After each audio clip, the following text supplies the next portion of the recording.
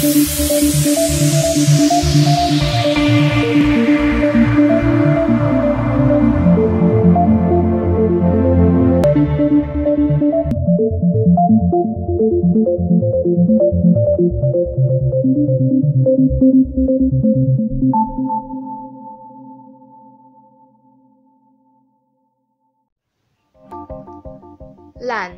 stands for Local Area Network.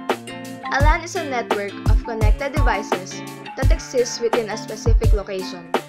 LANs may be found in homes, offices, educational institutions, or other areas. This is a LAN cord and this is its port.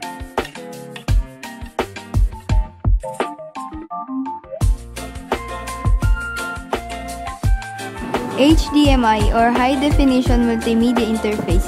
It connects your media and audio to a LCD, LED, or monitor and projector.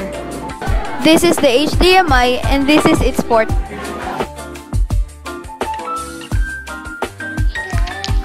Digital Visual Interface is a video display interface developed by Digital Display Working Group. PS2 port is a 6-pin mini DIN connector used for connecting keyboards and mice to a PC-compatible computer system. The purple one is for the keyboards and the green one is for the mouse.